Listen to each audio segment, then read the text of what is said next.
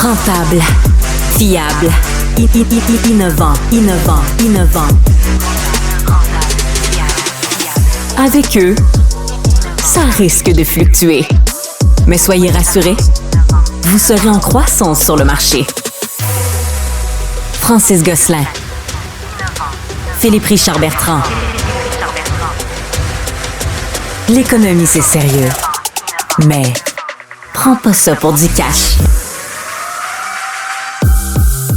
Bienvenue à cet nouvel épisode. On est dans notre revue d'actualité. Francis, qu'est-ce qui a marqué ton attention dans l'actualité cette semaine? Plusieurs affaires, Phil. Évidemment, première chose, là, comme économiste, je peux pas m'empêcher de te parler de la croissance de l'économie canadienne qui est positive, contre toute attente. Donc, on n'est pas en récession. Mais, petit bémol là-dessus, c'est évidemment, les données ont été publiées et puis, malheureusement, la population croît plus rapidement que le PIB. Ce qui fait que oui... C'est bizarre quand même, ça, non? C'est bizarre, pas bizarre, c'est qu'en fait, on a accueilli beaucoup de nouveaux résidents là, dans les 2-3 dernières années. Et donc, ce qui fait que le PIB per capita, le PIB par individu, en fait, est en décroissance. Et donc, le sentiment qui est quand même partagé par beaucoup de Canadiens de ne pas s'enrichir est avéré là, dans les statistiques nationales. Ça le démontre. On ne s'enrichit pas. En fait, il y a plus d'argent, mais il y a juste beaucoup plus de monde. Ma compréhension, donc, c'est que juin, parce que les chiffres de juin, on est en surplus en juin.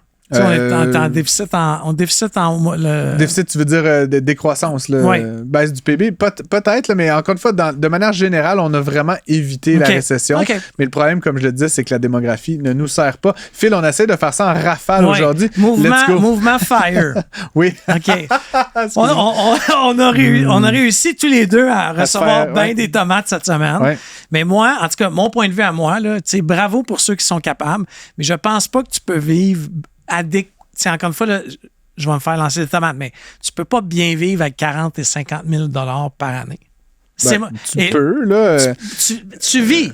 Tu vis, c'est ça. Mais tu vis sobrement, très sobrement. Ça me semble être une drôle d'aspiration, du moins. Puis tu contribues plus du tout au reste au bien commun. Le journal a fait tout un dossier là-dessus. Tu sais que j'y ai participé. Tu as lu mon article. On s'est fait, comme tu dis, tous les deux lancer des tomates.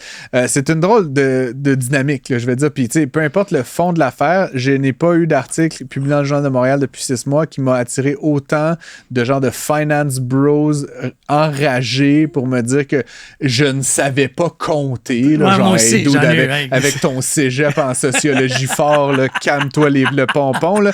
Mais non, vraiment, là, c'est quasiment du trolling, doxing. Là, je me suis fait attaquer sur toutes les plateformes, Twitter, LinkedIn, même du monde qui sont venus sur Facebook qui n'étaient pas mes amis, là, qui sont venus me dire mes 4 vérités. C'est une drôle de clique là, de monde qui sont fiers de ne pas avoir une scène puis de faire manger leur caca. Là, puis, en tout cas, bref, ça m'a vraiment surpris.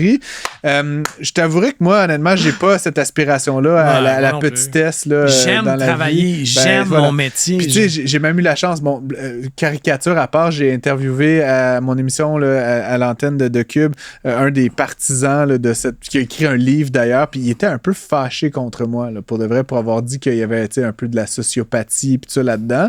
Il faisait des bons points à sa défense, là, si on sort de la caricature, mais ça reste que pour moi, l'aspiration d'arrêter de travailler à 40 ans pour grosso modo faire du bénévolat dans un théâtre, fine, mais tu sais quoi, moi je travaille à temps plein et je fais du bénévolat dans un théâtre. Fait qu'à un moment donné, comme tu dis, il y a une affaire un peu genre de arrêter d'essayer de contribuer à la société. Puis ça, pour moi, c'est malaisant. C'est peut-être une question de valeur personnelle aussi là-dedans. Oui, mais comme je te dis, c'est à voir combien de temps ça va durer parce que les données économiques nous demandent que techniquement, les gens ne devraient pas prendre leur retraite à 60, qu'on devrait la pousser. Même 65, en France, ils l'ont 70, fait. En France, ils ont fait ça. Mais là, avec la France insoumise, ils vont ramener ça à 52, apparemment.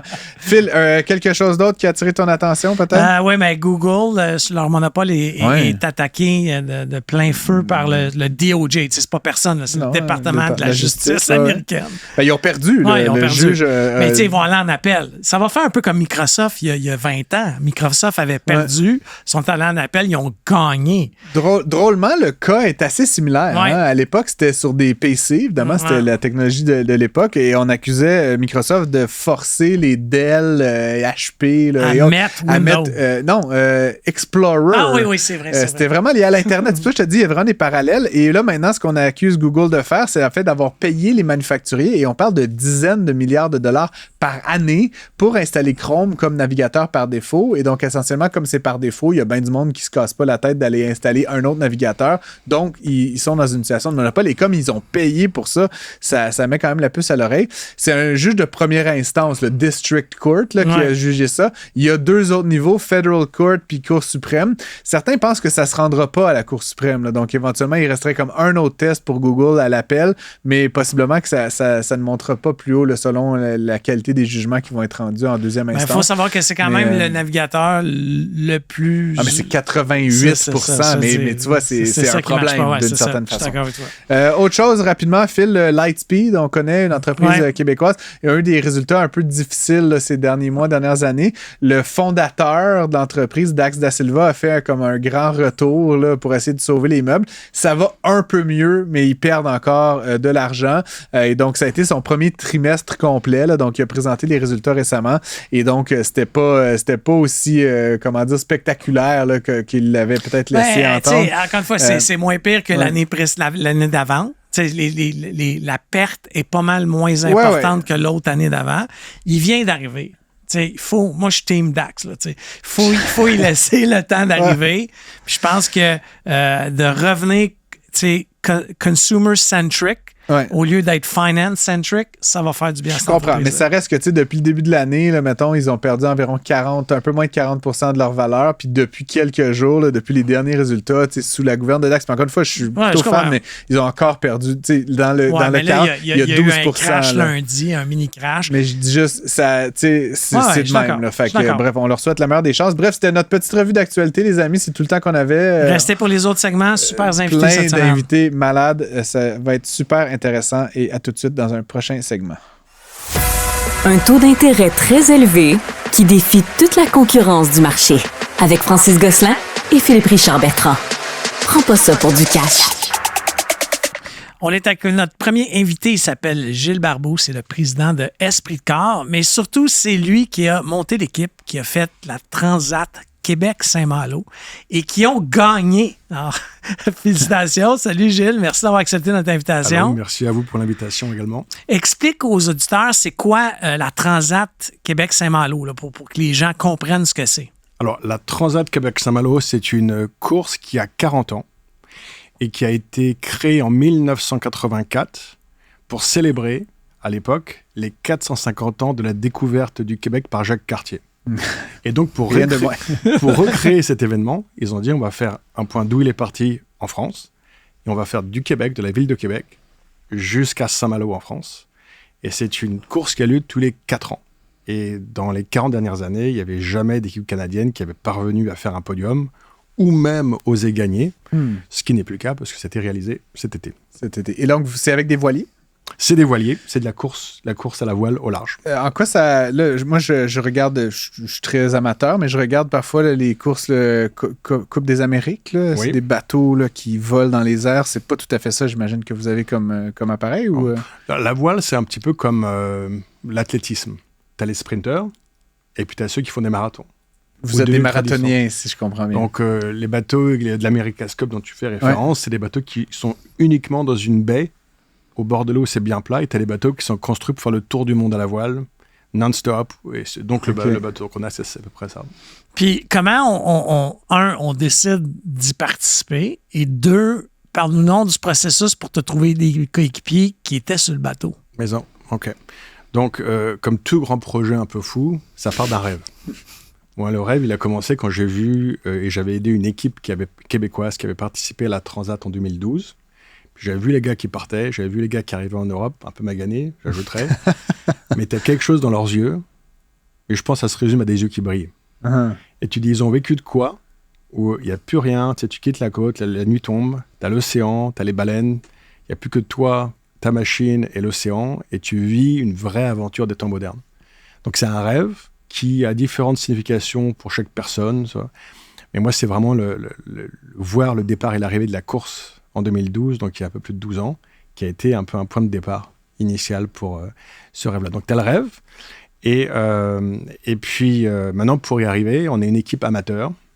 sans faire d'amateurisme, dans le sens où on est tous des gens qui ont un job dans la vie, qui ont des familles, des responsabilités. Vous n'êtes pas des experts de voile. Enfin, vous connaissez certainement la voile, mais vous ne faites pas ça 365 jours par année. Non. On a tous des backgrounds, à part des gens qui ont des business, des gens qui sont pompiers, des gens qui sont un docteur, ou des gens qui ont aussi un bon background en voile. Moi, j'en faisais beaucoup plus jeune de haut niveau. Il y a des gens qui ont fait les Olympiques dans l'équipe à la voile, mais dans la vie, ils sont travaillés dans la banque après.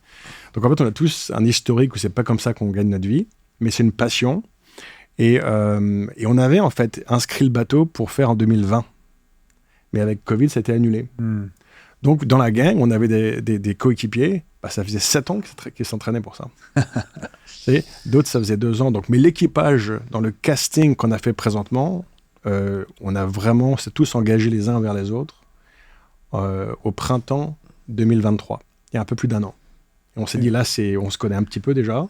Et là, on va s'entraîner pendant 14 mois pour faire la Transat Québec-Saint-Marie. On parle de combien de personnes là, en tout? On est 16. 16 dans à bord du bateau. Vous cohabitez en coloc dans un petit espace. C'est un bon point. Donc, imagine sur une boîte de carbone, puis l'espace vital. L'espace vital, c'est 20 pieds de large par 26 pieds de long. Et ça, c'est la boîte dans laquelle on vit à 16 pendant 15 jours. C'est quoi le film avec Pauly Shore là, qui les embarque dans une petite bulle, là, puis à la fin, tout le monde veut s'arracher la tête? Ça se passe bien? Ouais, mais t'as raison. Une boîte en carbone comme ça, c'est comme un caisson de résonance émotionnelle. Puis t'as pas d'espace pour te cacher. Dans le sens, si jamais tu as besoin de te changer, si t'as besoin de... Si tu ronfles la nuit, tout le monde va le savoir là. Donc effectivement, tu dois apprendre à vivre ensemble. Et puis, a priori, c'était pas si pire, mais sans faire de jeu de mots, mais l'esprit de corps qu'il y a dans la fatigue et après plusieurs jours de mer, c'est ça qui t'amène à traverser les problématiques qu'on traverse, parce que tous les bateaux ont des problèmes, et ce qui fait que, à mon avis, tu as plus de chances de gagner, c'est pas le fait que tu n'aies pas de problème, c'est que le fait que tu es efficace à régler tes problèmes. Je présume que c'est comme... Moi, j'aime beaucoup les analogies du sport en affaires. Je présume que c'est comme monter une équipe de direction ou une équipe dans une entreprise. En d'autres mots, est-ce qu'il y a... Et moi, je connais rien à la voile. Je suis déjà allé sur un voilier, là, mais ça se résume à ça. Ouais. Est-ce qu'il y a des corps de métier, dans le sens que tu as des responsables de la voile, un responsable de la navigation. Un chief marketing, un CEO. Tu as tout à fait raison. Puis on a beaucoup de personnes qui sont en business aussi. Puis c'est exactement les discussions qu'on a. Donc, pour utiliser un langage un peu plus business, on a une structure de gouvernance avec des experts qui ont des rôles très spécifiques. Par exemple, on a troué la coque du bateau. On a frappé de quoi? On avait les gars de carbone, ils étaient tout prêts, et on a réparé, on l'a fait pencher, et on l'a réparé. On a fait la stratification carbone. Le moteur, ça restait bloqué. En avançant. Là, en avançant. On avait les gars qui ont démonté le moteur, qui l'ont remonté. Et puis donc on a un problème sous l'eau. T'as les plongeurs, ils ont les plongées, ils sont certifiés, ils plongent et ils font ce qu'il y a en dessous. Donc en avançant. Là, il y a des exceptions quand même. Mais dans la mesure du possible. Au milieu de l'Atlantique, tout va bien. C'est comme une sortie dans l'espace, presque rendu là. En fait, c'est bon point aussi parce que quand tu sais les satellites dans l'espace, ils sont à 300-400 km, au plus 500 plutôt. Quand tu es là, à un moment, on est à 3000 km de la Terre et à 3000 d'un bord, 3000 de l'autre. Il n'y a pas un hélicoptère qui va venir te chercher là. Donc, non. Donc c'est le même. On est dans l'espace, puis on a finalement des différentes familles. Tu as les familles avec qui tu es en quart, en mission. Donc c'est comme si tu es en business, tu as une mission qui fait que tu le quart pendant 3 ans ensemble, et puis après tu descends, tu te reposes. Donc tu as tes familles pour être sur le pont puis opérer le bateau. Puis après tu as les spécialités médicales, navigation, faire les calculs, où chacun a son métier propre, sa spécialisation qu'il a besoin de mettre en pratique quand c'est nécessaire. C'est ça. Je me demandais, est-ce que, justement, il y a des obligations quand tu participes dans le sens, es-tu obligé d'avoir un médecin ou une infirmière? Oui. Alors, selon les règles, ce qu'ils appellent les règles de course, ou les instructions de course, c'est le terme technique qu'ils utilisent, en fait, ils ont des protocoles de sécurité qui t'exigent d'avoir des degrés de compétences, d'autonomie, notamment au niveau médical, au niveau des premiers secours, au niveau de la survie en mer. Donc, selon les courses auxquelles tu participes, tu as des exigences qui sont plus ou moins élevées. Donc oui, il y a ce qu'on appelle de ça. Puis selon les catégories de courses, c'est une catégorie 1, ça va de 0 à 6. 0, c'est le tour du monde. Ça, c'est catégorie 1 en eau froide, donc tu dois être capable de... Il y en a qui font ça en solo, hein, d'ailleurs. Ouais. Ça, c'est un peu crazy. Absolument. On est dans une émission d'économie et de gestion et de finances. Ça coûte un peu d'argent, j'imagine, tout ça. Comment ça fonctionne? Vous avez des sponsors? Vous avez gagné, est-ce qu'il y a un prix à la fin? Oui, alors ça, c'est une bonne question. Parlons cash un petit peu. C'est ça. Le show s'appelle « Prends pas ça pour du cash ». On va prendre ça pour du cash quand même un peu. Alors déjà, effectivement, pour la première fois dans l'histoire de la course, ils avaient des primes cash qui donnaient aux bateaux qui gagnaient. Donc on avait des primes pour être le premier bateau à sortir finalement du Québec, enfin finalement du sortir du Saint-Laurent à Gaspé, spécifiquement à Rivière-au-Renard. Donc on a été le premier bateau, donc on a eu cette prime, et le premier bateau à arriver en Europe, ce qu'on a eu aussi. Donc on a eu des primes, donc c'est sûr que c'est par rapport à ce que ça coûte, c'est pas grand-chose. Ça a contribué à faire la réparation de la baume qu'on avait abîmée avant de partir à Québec, mais c'est mieux, comme dirait ma grand-mère, c'est mieux qu'une claque sur la gueule. Mais c'est public tout ça? C'est public, on a eu 7500 balles en tout. 7500 en tout. Okay. Mais l'inscription à la course... Ça paye la bouffe. L'inscription à la course, c'est 15 000. Ah ouais, ça donne un peu une prestation. Mais en gros, oui, le bateau... en fait, on a une coalition de personnes qui l'ont acheté ensemble. Okay. On le prête gratuitement, comme tous les bateaux, ils ont des propriétaires, donc j'en ai quelques-uns, on les prête gratuitement à l'équipe. Et l'équipe dit, écoutez les boys, on partage les frais, et que ce soit avec des commandites ou avec des frais personnels, on couvre les frais, mais l'idée c'est qu'il n'y a personne qui est payé. On veut payer les éléments, mais on a fait quelques levées de fonds corporatives avant de partir, il faut payer des voiles. Mais pour donner une idée, une grande voile en carbone de 3DI pour un bateau comme ça, c'est 170 000 $. La voile. Une grande voile. Et on a 14 voiles à bord. Donc, et le bateau à construire, pour donner une idée, à construire pour quand il a fait le tour du monde, il y a en 2010, à l'époque, il a coûté 7,5 millions à construire. Okay, donc c'est une affaire à 20 millions. Là, non, mais l'idée, c'est la valeur à construire. En marché, ça vaut, excusez-moi le langage, ça vaut pas grand-chose parce que qui va acheter ça? Ça te prend. Donc c'est un bateau qui est fait pour faire des transats. On l'a acheté à 1 million. Le bateau, on l'a acheté à 1 million, usagé. Il a opéré concrètement pour payer les frais de base. C'est un 300-400 000 par année pour tout opérer, les assurances, les courses, les entretiens, et sachant que c'est du temps volontaire qu'on met, mais pour toutes les pièces, les assurances, et l'entretien des voiles. Puis après, à partir de là, si tu veux être plus compétitif, tu vas acheter. Donc ça prend tout un village pour faire ça. Et vous avez des commanditaires? Oui, on a quelques commanditaires. Donc moi, mes business, je porte l'équipe. Okay. Helly Hansen nous donne aussi en cash et en produits. Et puis Helly Hansen, on a aussi... on dirait un pilote de Formule 1. Ouais, c'est ça. des lunetiers aussi avec des boîtes européennes. Et puis donc finalement avec tout ça. Et puis après, on a quelques activités de levée de fonds corporatifs qu'on a fait avec certaines business où les gens ont un peu découvert le travail d'équipe, aller à bord, voir comment ça fonctionne et faire un don à l'équipe aussi.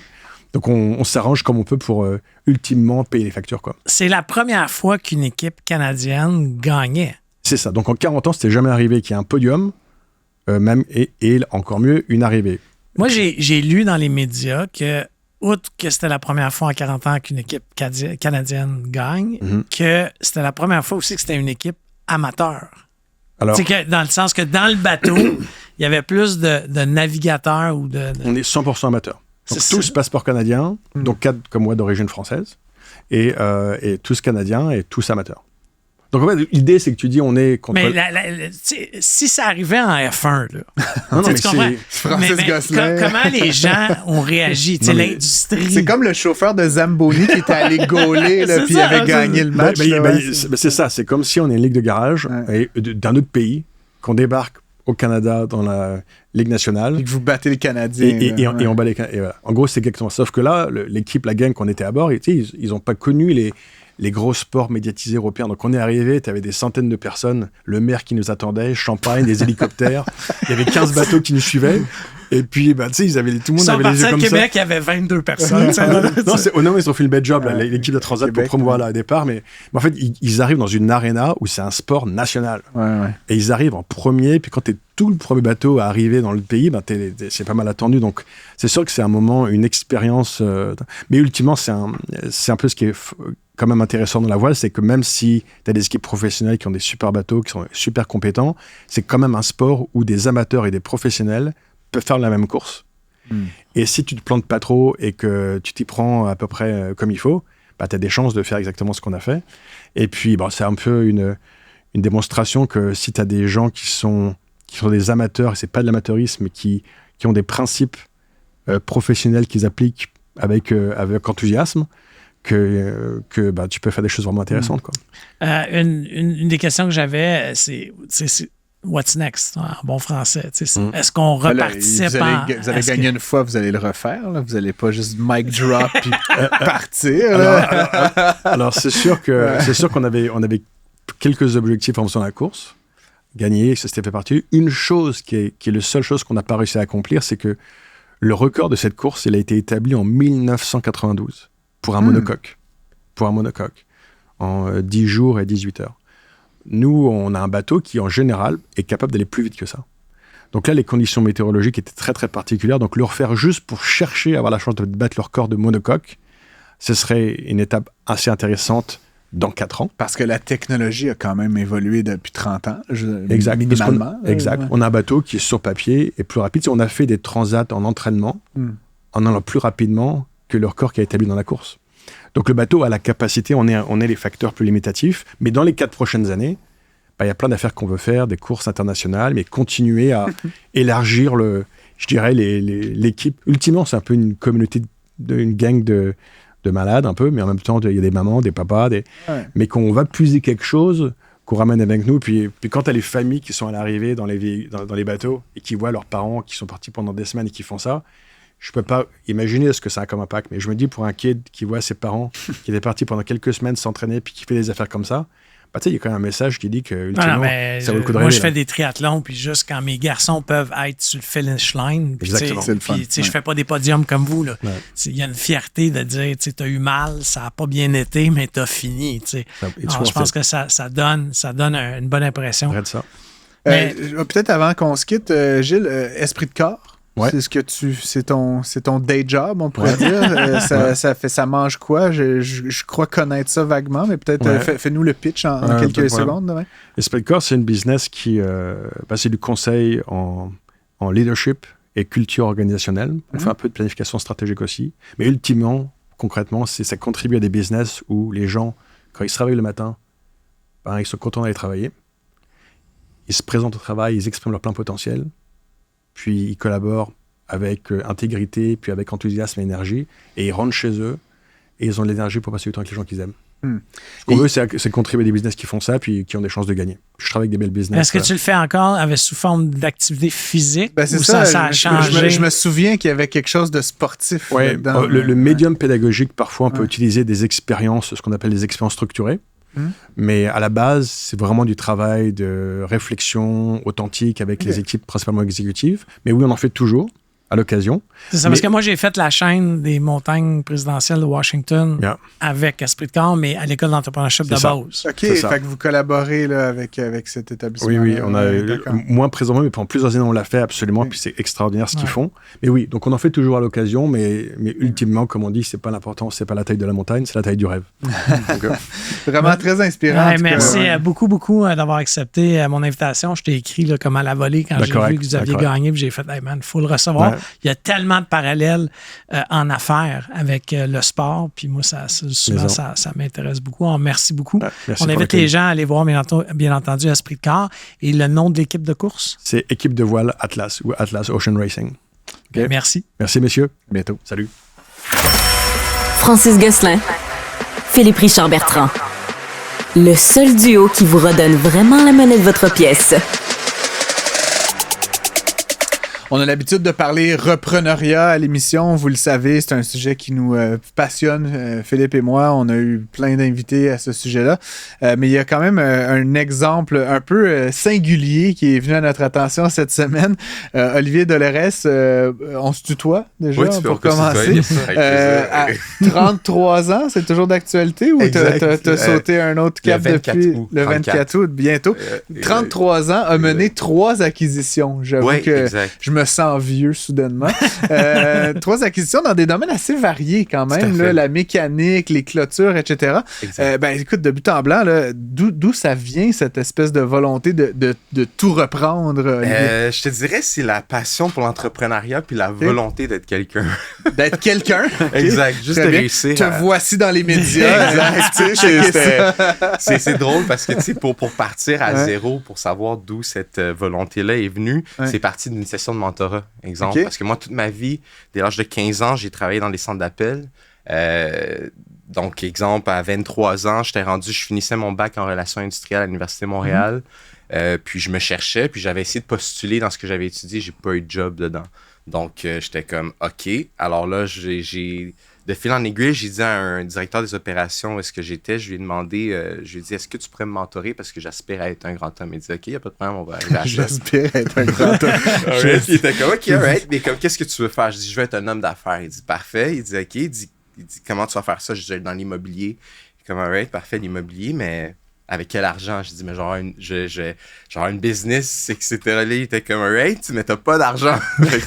How you gonna do this? J'ai dit, je te reviens. Soir même, j'ai été sur Kijiji. Puis j'ai trouvé mon premier fonds de commerce. Donc, c'est là que ça a commencé. Qui était un garage. Exactement. Genre exactement. De char. De mécanique automobile. De changement de pneus. Très... À domicile. Exact. À domicile. Oui, exact. Okay, puis moi, j'avais jamais travaillé manuellement de ma vie auparavant. Là. Moi, comme je te dis, c'était tout techno, centre d'appel, etc. Puis, dans le fond, comment ça s'est passé? Je vais sur Kijiji le soir même, j'écris fonds de commerce à vendre. Je vois une photo d'une remorque grise à 2 montagnes. Donc, le lendemain, je me rends à 2 montagnes, puis je rencontre le monsieur qui vend la première business, qui était un vétéran de l'armée. Puis lui, c'était trop dur sur lui physiquement de continuer. Donc, il était comme, moi, je te vends la remorque avec tout l'équipement, puis... avec un numéro de téléphone, part avec. Là, il était puis une liste de clients, peut-être, un peu? Ouais, exact. Mais liste de clients sur des papiers tout finis. Oui, mais comme des gens qui ont le numéro là, le téléphone sonne un peu. Là, avec l'anecdote de quand ils voient moi que j'arrive, ils sont comme, je te rappelle pas. Fait que ça a commencé comme ça. Ça pour dire que c'était le début de l'aventure. Puis quand je l'ai rencontré, lui, au fait, ce qui était drôle dans l'anecdote, il était comme... Mais tu vas faire quoi avec ça? J'ai dit, je sais pas comment je vais faire, mais je sais où est-ce que je m'en vais. Parce que le concept, je le comprenais, puis j'avais confiance que j'étais capable de faire quelque chose avec. Puis donc là, t'as acheté une remorque, essentiellement, avec des petits papiers puis des numéros de téléphone. Exact. Moi, je change mes pneus moi-même. Là, genre, j'enlève les noix, puis je mets un autre pneu. Mais genre là, tu sais, balancer le pneu, mettre le pneu sur le... T'as appris ça sur YouTube ou... Non, même pas. Le pire, j'ai appris ça de ma rencontre d'achat avec le gars. Il m'a dit dans la rencontre, il dit, je te le montre une fois, donc arrange-toi après. Bon, j'avais un iPhone, je l'ai filmé comment le faire, puis le soir même, j'ai regardé les vidéos une 50aine de fois. Dans le fond, quand je te parle de comment partir un compresseur, j'avais jamais fait ça de ma vie, je savais même pas c'était quoi. Comment partir... J'ai l'impression qu'il nous niaise. Non, je sais faire. J'ai les vidéos encore dans mon téléphone. C'est bon, je te charrie, Olivier. Mais donc, t'as fait ça, t'as changé des pneus. Je te jure, le 30 octobre 2013, verglas, ma première journée de changement de pneus sur la route. Nice. So, mais donc, t'as-tu eu ensuite des employés? Tout à fait, exact. C'est comme ça que ça évolue. T'as monté la business. Ouais, exact. C'est quand j'ai pris la business, j'avais un petit LG flip phone, j'avais un site web, puis la remorque n'était pas lettrée, puis j'avais rien pour la tirer en plus. Je vous dis, les gars, là, moi, j'étais en mission. Là. Fait que faire le site web, être l'adjointe, changer les pneus, conduire le camion. Acheter un camion. Acheter le camion. Puis ensuite, de fil en aiguille, ce que j'ai réussi à faire avec ça, j'ai acheté des compétiteurs. J'étais rendu avec 4 remorques. J'aspirais à avoir une franchise. Je voulais acheter une franchise de la crèmerie ou Subway. Puis à un moment donné, j'étais comme, c'est inaccessible pour moi, j'ai pas les moyens. Fait que j'ai vendu une franchise. Parce que là, c'est dans le Devoir, je pense qu'on a entendu parler de toi initialement. L'histoire de la remorque, là, puis on va arriver à ce que tu fais maintenant bien rapidement, mais la remorque, tu as acheté pour genre 13 000 avec les petits papiers et tout ça. C'est quand même un bon deal, honnêtement. J'en vois des remorques. Juste la remorque, des fois, c'est plus cher que ça. Là, toi, tu avais tout l'équipement qu'il fallait là-dedans et des petits papiers. Là, ça vaut ce que ça vaut. Là, ensuite, tu achètes un camion, mais là, corrige-moi si je me trompe, mais tu viens pas d'un milieu. Tes parents t'ont pas donné 200 000 $. Comment tu as acheté le camion? Là? C'est un camion, ça coûte cher. Là, c'était genre un Jeep Liberty. Ok, 2003, t'as acheté un genre de rouillé, vieille affaire. Fini, genre, c'était à peine si la transmission pouvait tirer la remorque. C'était un 3,4 litres. OK. Puis j'étais comme, je vais faire. Puis c'était fait que là, tu as acheté d'autres compétiteurs, entre guillemets, d'autres remorques, d'autres fonds de commerce comme ça pour des petits montants. Là, des 10 000, 20 000, tu as acheté d'autres remorques. Puis éventuellement, ça t'a permis de changer bien des pneus à chaque année là, avec des employés. C'était d'avoir aussi, de développer la business, avoir une division résidentielle, mais commerciale aussi. Donc, j'allais dans des maisons de retraite. Puis je me stachais dans le stationnement, puis on faisait une 50aine de véhicules dans la journée. T'sais. Dans la journée? Ça, c'est brillant. Merci. Ouais. J'aspirais à quelque chose. Donc, c'est de là par la suite que là, j'ai eu de l'intérêt pour avoir quelque chose d'estival. Puis c'est de là que je suis tombé dans la clôture. Puis là, juste finir là-dessus, ça existe toujours, cette business-là de changement de pneus? Oui, tout à fait. Je l'ai revendu. Oui, exact. Quand je suis rentré chez Interclôture Sentinelle, où est-ce que je suis PDG aujourd'hui, j'ai vendu cette business-là. À qui? À mon apprenti, au fait. Ah oui, OK. Un de mes premiers employés, oui, exact. T'as fait grandir quelqu'un. Exact. Okay. Il était paramédic. C'était un de mes premiers employés. Il a acheté la première franchise. Puis par la suite, il a racheté toute la business. Puis ensuite, quand je suis devenu employé chez Sentinelle avant de l'acheter, il y a eu une opportunité d'affaires. Donc, j'ai dit, prends-la, je vais revenir te chercher dans 3 ans. Puis en 2023, maintenant, c'est mon directeur des opérations. Des clôtures. Exact. Puis qu'est-ce qui se passe avec les changements de pneus? Lui, dans le fond, il y a un associé. Non, il y a un associé. Qui il est toujours associé dans les changements de pneus. Exact. Comment ça s'appelle, la compagnie de changement de pneus? Pneus Express Rive-Nord. OK. Parce que t'es un gars de Laval, c'est ça que tu dis? Exact. Nul n'est parfait, malheureusement. Toi. Les deux gars de la Rive-Sud, je sais. Donc là, clôture. Donc, clôture. On tourne la page. Chapitre 2. All right. So, mind you, dans le fond, on est en 2013. Tous des milieux de wheeler and dealer. Là, je te jure. Oublie, moi, je suis gars centre d'appel, techno, relations industrielles, syndicaliste. Petite chemise boutonnée jusqu'en haut. Tu fais pas gars de clôture typique, on va dire. Ben, je clash, non. Je clashais. C'était l'exemple. Même dans les pneus, je clashais. On s'entend. J'arrivais, puis les gens, ils croyaient pas que c'était moi le propriétaire dans le sens. Ben, bref, c'est correct. Mais tout ça pour dire que la clôture, comment c'est arrivé? C'est 2013, j'ai commencé. J'ai acquéri Pneus Express Rive-Nord. Ensuite, on s'entend que moi, je travaillais dans un centre d'appel en même temps. Puis, je faisais du 7/7. Dans le fond, je changeais les pneus, je suis centre d'appel temps plein, call de changement de pneus. Saison de pneus, c'est 45 jours en ligne. Fait que c'était genre 2 fois dans l'année. Puis le reste de l'année, j'étais temps plein. All right? 2013 à 2016, j'ai fait ça. Pour pouvoir acquérir ma première maison puis investir, etc. All right? Puis là, j'étais comme, OK, je suis au stade où est-ce qu'il faut que je puisse ne pas être la plaque tournante dans tout, puis être le seul gars qui est capable de travailler à tous les jours. Donc, il faut que j'ai de l'ouvrage pour mes gars à l'année longue. Alors, je me cherchais quelque chose en été. Donc, j'ai refait le même exercice en 2016. J'étais allé sur Kijiji. C'est fou, là! J'étais allé sur Kijiji, puis j'ai écrit fonds de commerce à vendre, mais moi, je voulais, genre, exemple, entretien paysager, tout ce qui était estival, saisonnier. All right? Puis parce que je suis un gars, j'aime ça les challenges puis l'intensité de la saisonnalité. Donc, première business que je trouve, c'est une business d'entretien paysager. Compagnie Pare-Fils, ils ont à peu près une centaine de portes de tonte de gazon. Sure. Pars là-dedans, je suis comme, OK, je vais tester une journée. T'sais, moi, je suis comme expérimenté en travail physique puis être dans des conditions difficiles. Je suis dans le changement de pneus. Là, je rentre là-dedans puis je vois que comme les gars, de 1, ils se pognent tout le long parce que c'est juste les 2 seules personnes qui voient dans la journée. Puis de 2, j'étais comme, j'ai pas de challenge. Je fais juste me challenger moi à éviter des crottes puis à couper le gazon le plus rapidement possible, puis à pogner plus de portes. Donc, j'étais pas épanoui là-dedans. Mon premier ami d'enfance, il y avait une business de clôture. Ça s'appelait Clôture Boivin. All right? Moi, je suis enfant unique. Dans le fond, puis je suis issu d'une première génération d'immigrants. Fait dans le fond, c'était ma mère, ma grand-mère, ma tante qui m'ont élevé. Mon père n'était pas présent, puis j'ai eu la chance de mon premier ami, il était à 5 maisons de chez nous, c'était un Québécois, puis de fil en aiguille, tout ça pour vous dire que en 2016, nous deux, on a 26 ans, moi j'ai ma business de changement de pneus, il y a sa business de clôture, je vais le voir, j'ai dit, dude, j'achète la moitié de ta business de clôture, je te donne la moitié de ma business de pneus, toi t'as pas d'employés, dans le fond, j'amène mes employés, puis on fait une seule grosse structure. Initialement, ça n'a pas closé parce qu'il était avec son cousin. Puis fin 2016, son cousin a abandonné le projet. Il était allé travailler pour un employeur. Puis là, il était rendu tout seul. Puis il travaillait pour moi dans le changement de pneus.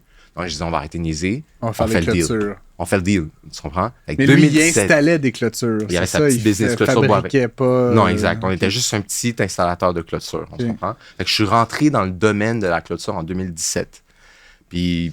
Phil, il dit plus rien. Je suis amazed. Merci, frère. Fait que 2017, je rentre dans le domaine de la clôture. Tu cherches pas un job, un autre job on the side. Phil, il embauche. Je t'ai même pas tout donné. 2016, je start ma première business de développement informatique. Mon premier ERP que je voulais faire pour mon changement de pneu. 2016. C'est loin là en arrière, là, tu comprends? Fait que c'est ce que j'avais commencé de faire. Puis bref, 2017, on va rester dans la clôture. 2017, je suis clôture Boivin, petit joueur, on vend nos petits contrats, on fait de la sous-traitance, je rentre dans le domaine, puis tu sais... Puis dans le fond, vous vendez des clôtures. Exactement, puis, c'est ça, exact, pour les installer, je comprends. Voilà. Puis, on s'approvisionne chez Interclôture Sentinelle. Fait que, exemple, pour vous donner l'ampleur, c'est comme un entrepreneur qui va chez Rona. C'était ça pour nous dans la clôture. Fait que, c'était votre fournisseur. Là. Exact. 2018, moi, je suis dans ma 2e année. Là, je comprends la game de la clôture.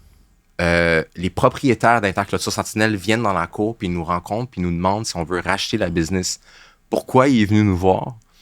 Parce qu'on a acheté pour 400 000 $ de stock, ce qu'il n'avait jamais vu en 36 ans d'opération. Vous étiez comme leur plus gros client, essentiellement. Voilà, exact. Okay. Sur le coup... Puis eux, c'est juste pour comprendre, c'était des personnes en fin de carrière. Fin de carrière, exact. Ils cherchaient des repreneurs. Ça faisait 40 ans, ça faisait 36 ans que ça existe. C'était leur père qui avait fondé ça avec eux.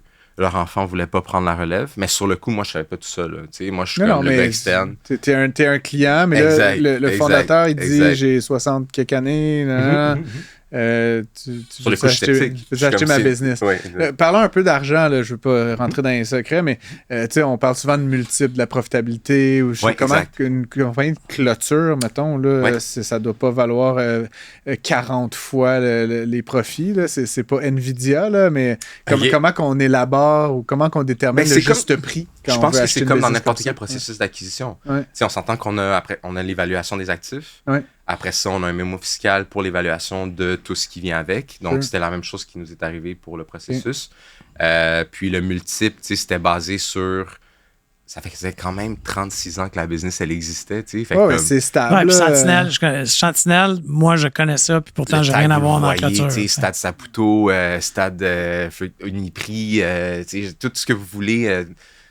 Puis là, on était là, tu sais. Je comprends que tu avais plein de business, mais de ma compréhension, c'était plein de petites business. Là. Exact, changer des pneus, c'est à coût de 50-100$. Mais bon, les clôtures, c'était avec ton copain. Comment on fait pour faire financer une acquisition comme celle-là, puis qui doit être des centaines de milliers ou des millions de dollars? Là, des millions, c'est ça.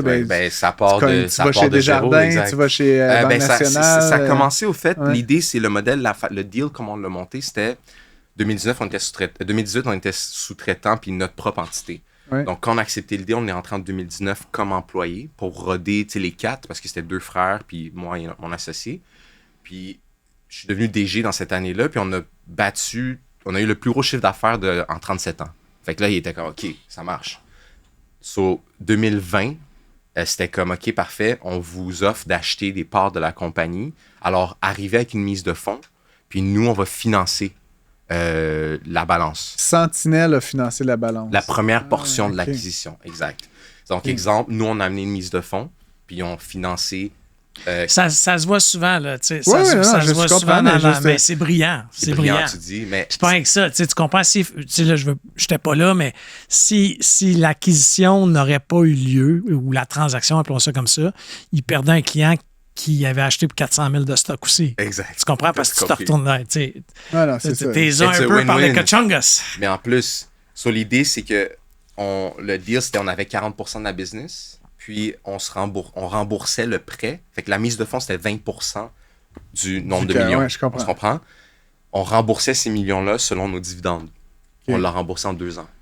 Et là, maintenant, tu parles de maintenant, est-ce que vous détenez toute la business? Oui, exact. Donc, vous avez continué à racheter des parts. Novembre 2022, on a fini de rembourser le 40%.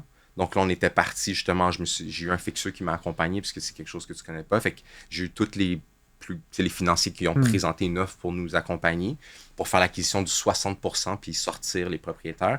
Donc 2023, toute l'année, c'était ça.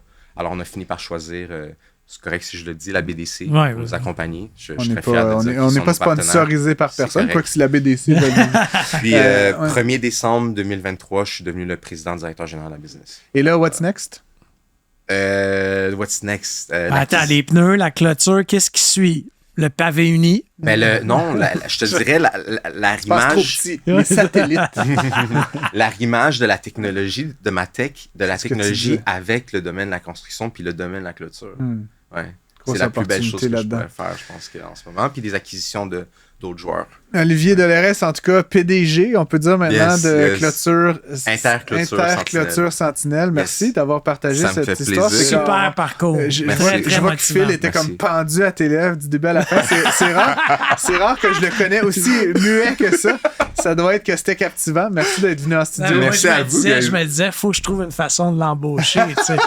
Ça serait le cédant. S'il était là, Pierre, l'ancien président, il t'aurait dit t'as pas à lui parler. C'est toujours ça à chaque fois qu'on rencontre quelqu'un, mais merci à vous, guys. Belle émission. Merci d'être venu en studio. On va certainement te réinviter dans les prochaines années. Ça va faire plaisir. Ça va faire plaisir. Ça impressionne avec d'autres projets. Let's go, for sure. Merci, guys. Merci. Pour obtenir une réponse à vos questions, écrivez à Francis et Philippe à l'adresse studio@cube.radio. La revue Solaris, bien connue dans le domaine de la littérature de science-fiction au Québec et même peut-être dans le monde, célèbre cette année ses 50 ans, Philippe. C'est une revue qui a été fondée dans les années 70 au Cégep Édouard-Montpetit, Rive-Sud. Yes. Le magazine, évidemment, là, a pris son envol à partir des années 80. Il y a eu la création de prix. Évidemment, c'est évidemment quelque chose qui est assez connu maintenant. Il y a même l'autrice Elisabeth von Aburg. Là, je savais pas, moi, je connaissais pas l'histoire de cette revue là nécessairement, mais qui est une autrice que j'aime beaucoup, qui a été très impliquée là-dedans dans les années 80. On a la chance d'en parler avec Jean Petitgrou, qui est directeur de la revue. Bonjour, Monsieur Petitgrou, bienvenue à l'émission. Merci, bonjour. On commencerait peut-être avec une question un peu générale là, avant de se lancer dans l'historique puis dans la revue elle-même, mais dites-nous peut-être comment se porte le monde de la littérature de science-fiction au Québec actuellement. Est-ce que ça va bien? Ben, ça va bien, oui, parce qu'on a des auteurs, on a des maisons qui rouvent. Moi, mon autre chapeau, c'est que je suis l'éditeur des éditions à lire, qui est la maison spécialisée au Québec. Alors, de ce côté-là, nous, ça va bien, mais ce qu'on aime aussi, c'est non pas d'avoir des compétiteurs, mais avoir des collègues. Et on a maintenant d'autres personnes, d'autres éditeurs qui font de la science-fiction, qui comprennent la science-fiction, qui sont capables de diriger des auteurs qui écrivent de la science-fiction. Parce que c'est un domaine particulier, ça prend un directeur ou une directrice littéraire, je dirais, un peu particulier. Ça prend des connaissances, comme on dit. Oui, tout à fait. Alors non, ça va très, très bien là-dessus. On est dans une très belle période. Tout à fait. Je lisais justement l'historique détaillé de la revue. Vous en êtes pas à vos premières armes, on va dire, dans le domaine de la science-fiction, M. Petitgrou. Juste à me regarder, ce que je déteste, je vois que je suis encore plus vieux que je pensais. Mais non, moi je suis dans le milieu depuis fin des années 70. Mais dans le fond, j'ai plongé là-dedans quand j'étais jeune. Et puis j'ai jamais décroché comme tel. Et puis à un moment donné, comme on dit, on est lecteur au début. Après ça, on veut écrire un petit peu, on sait pas trop comment. On publie une nouvelle dans un fanzine. On publie une nouvelle dans Solaris. On publie une nouvelle à gauche, à droite. Puis là, on apprend des choses sur le tas. Et à partir de là, tu dis... il faut que je fasse quelque chose parce que j'ai pas ce que j'ai besoin. Alors, c'est là que tu commences une petite maison d'édition en 84 qui s'appelait Le Passeur. Après ça, tu passes à d'autres choses, J'ai été chez Québec-Amérique pendant plusieurs années, dans les années 90. Après ça, en 96, on est parti à lire. Et entre-temps, c'est ça, Solaris continuait. On se connaît tous dans le milieu parce que c'est un petit milieu, c'est un milieu de collègues, un milieu d'entraide aussi, parce que quand il n'y a pas d'argent, au moins il y a de l'entraide.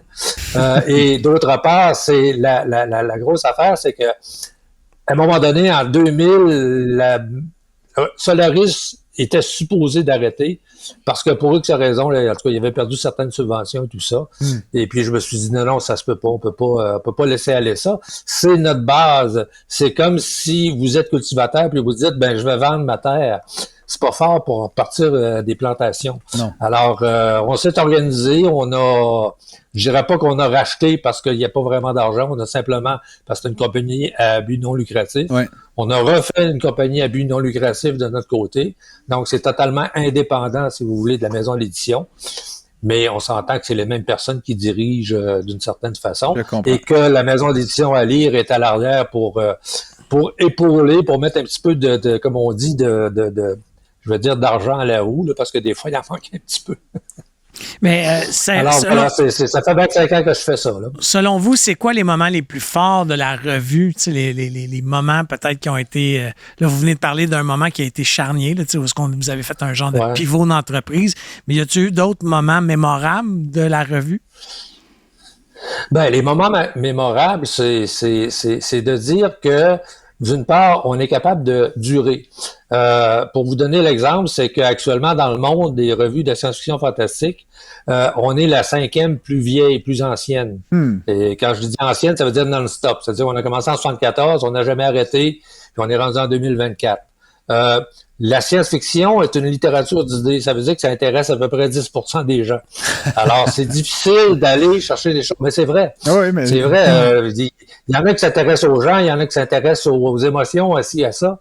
Mais la science-fiction, avant tout, c'est une littérature de conjecture, entre autres.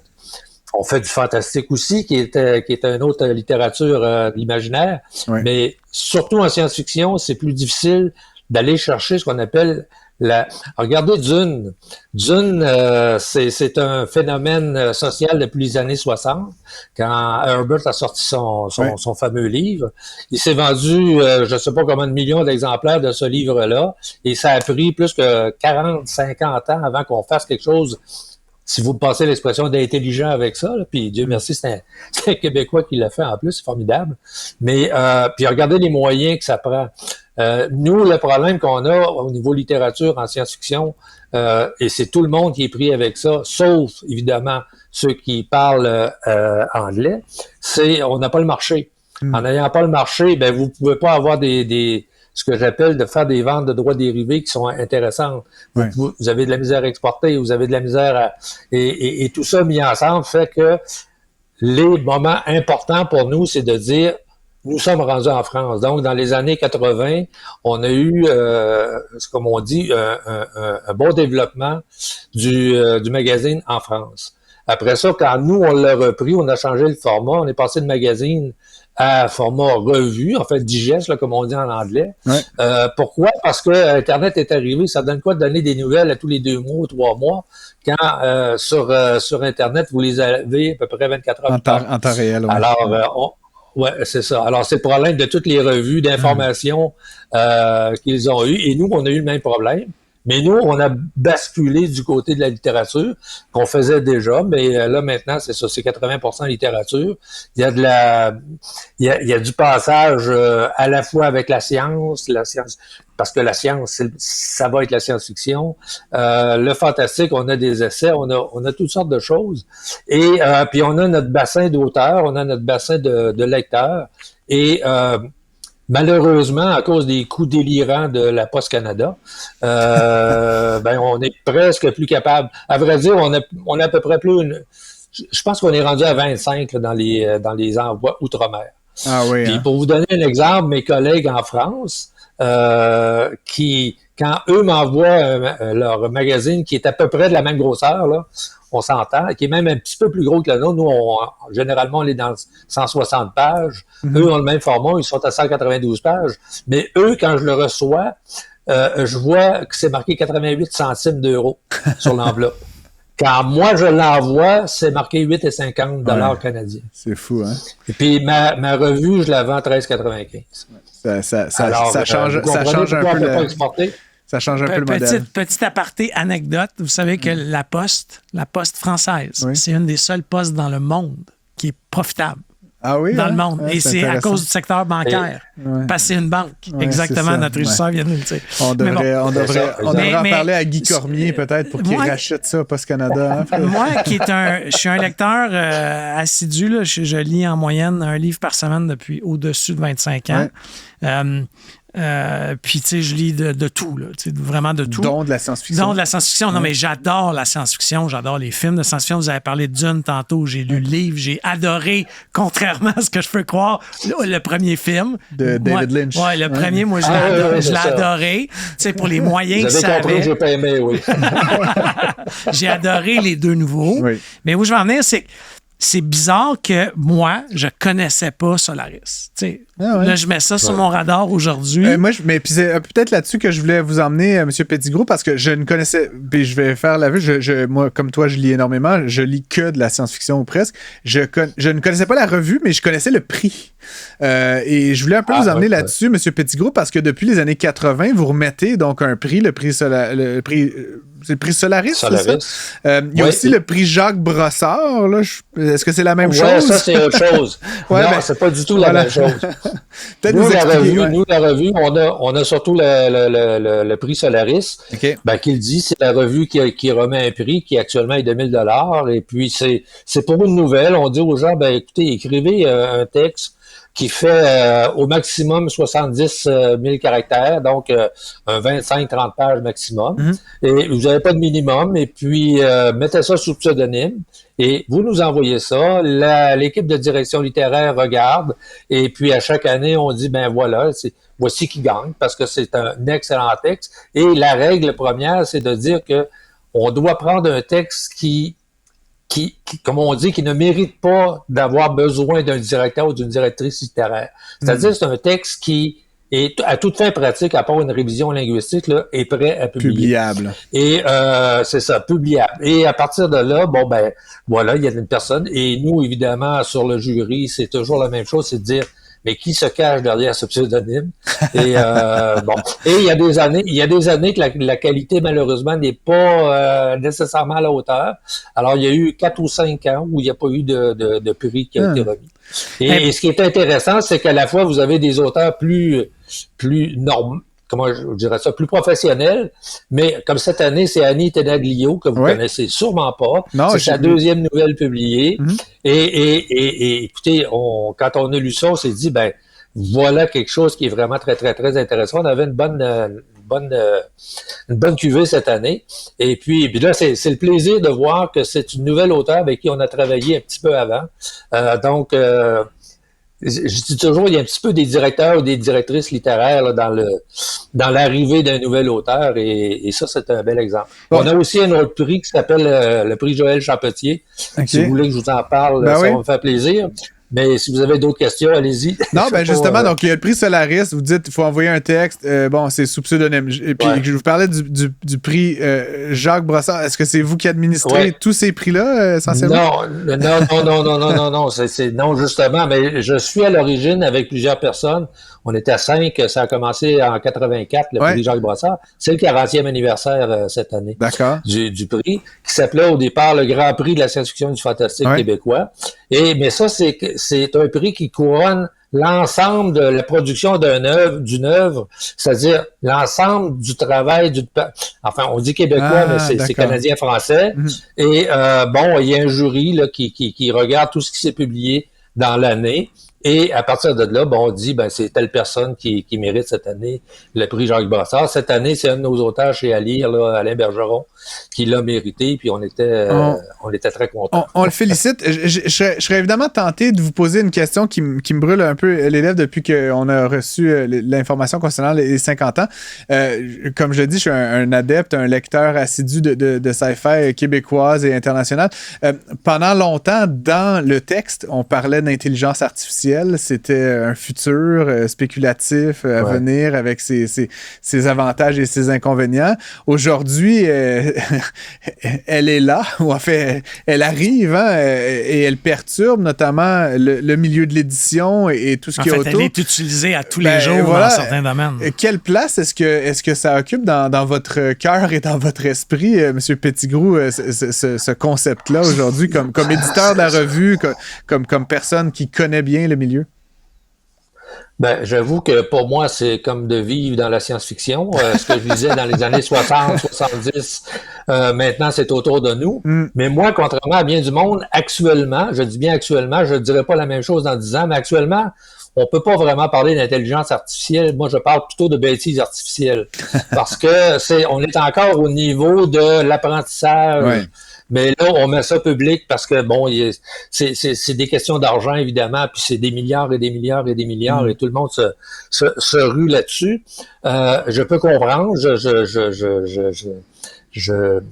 Je dirais que actuellement, l'intelligence artificielle ne me dérange pas à mon niveau, c'est-à-dire au niveau de la littérature en général. Je serais plus inquiet si j'étais journaliste, parce que à un moment, là, ça fait plusieurs années que des rapports de bourse et tout ça sont faits de façon automatisée, et ça, c'est un peu embêtant. Et à un moment donné, on s'aperçoit que tranquillement, justement, cette fonction robotique-là prend la place d'un tel, prend la place d'un autre, prend la place d'un autre. Et quand vous voyez la vitesse à laquelle ça va, moi, je pensais pas de mon vivant de voir arriver ce que j'appelle une autre intelligence que la nôtre, quelque chose avec qui on peut vraiment parler, là, comme on fait actuellement. Et je pense que je vais le voir dans les prochains 5 ans ou 6 ans, parce que ça va à une vitesse folle. Mais il faut faire attention à ça, tout simplement, là. Parlant d'avenir, M. Petitgrou, je ne sais pas si vous avez l'intention, là, on célèbre les 50 ans de la revue, je ne sais pas si vous avez l'intention d'être là pour les 50 prochaines, mais si vous aviez à nous faire, je ne sais pas, à nous exprimer vos espoirs, vos aspirations pour la revue dans les prochaines décennies, à quoi ça va ressembler? Avez-vous déjà entamé, je ne sais pas, un processus de transfert, de relève, de je ne sais trop quoi?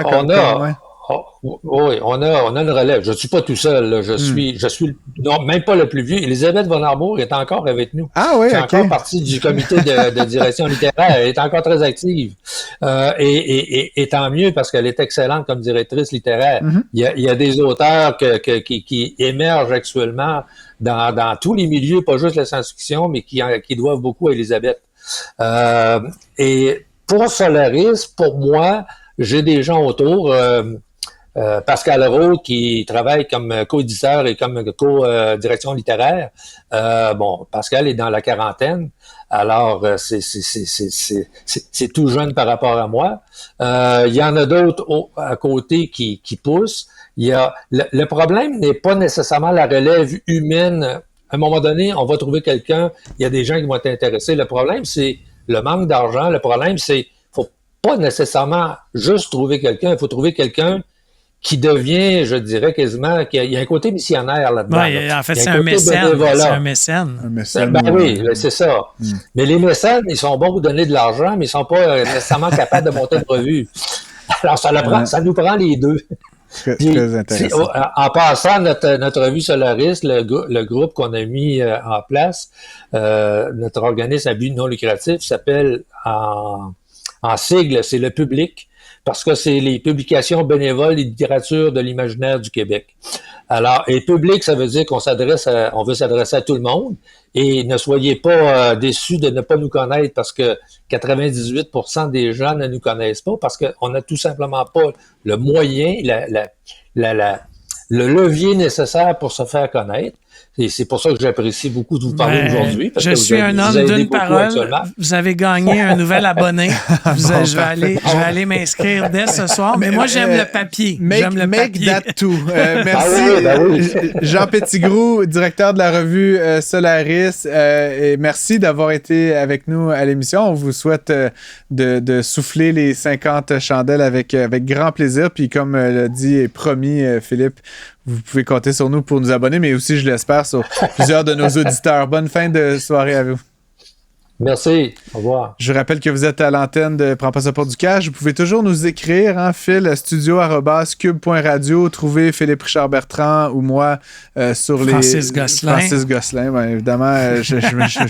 C'est par humilité là, que je ne me présente pas. Vous pouvez nous trouver sur LinkedIn, sur Twitter, sur Facebook. N'hésitez pas à nous écrire vos questions, vos recommandations de sujets. On est toujours preneurs de votre feedback. Donc, merci et à très bientôt. À très bientôt. Tous les épisodes de Prends pas ça pour du cash sont disponibles en podcast sur l'application et le site cube.ca.